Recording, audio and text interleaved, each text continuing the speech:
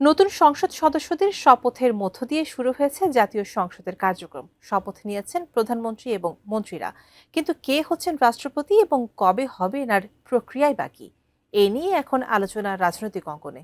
বিস্তারিত জানাচ্ছেন ত্রিবেণী তনু।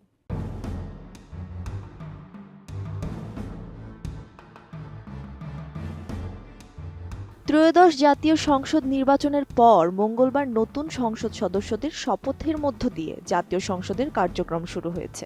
শপথের পর দায়িত্ব গ্রহণ করেছেন প্রধানমন্ত্রী ও মন্ত্রিসভার সদস্যরা। এ অবস্থায় কবে হচ্ছে রাষ্ট্রপতি নির্বাচন?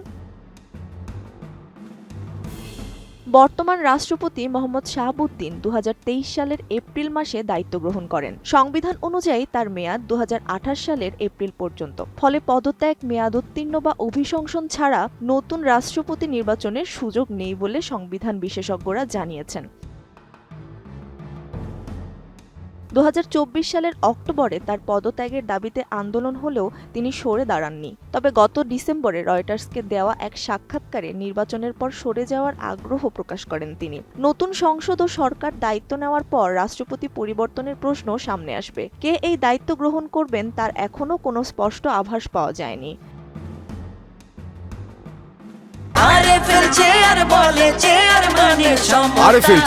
ক্ষমতার নয়, সমতার চেয়ার।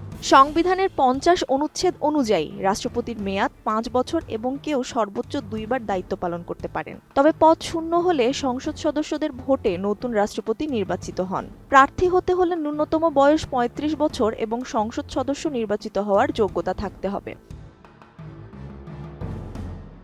স্পিকারের সাথে পরামর্শ করে নির্বাচনের তফসিল ঘোষণা করেন প্রধান নির্বাচন কমিশনার। একক প্রার্থী হলে ভোট গ্রহণের প্রয়োজন হয় না। মেয়াদ শেষের কারণে পদ শূন্য হলে মেয়াদ পূর্তির আগের 60 থেকে 90 দিনের মধ্যে নির্বাচন করতে হয়।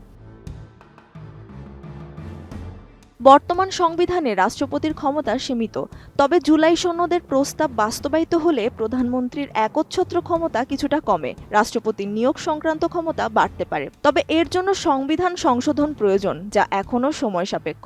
বিশ্লেষকদের মতে সংসদের প্রথম অধিবেশন শুরুর আগে রাষ্ট্রপতি পদে পরিবর্তনের সম্ভাবনা কম। তবে পদত্যাগের ক্ষেত্রে প্রক্রিয়া দ্রুত এগোনো সম্ভব।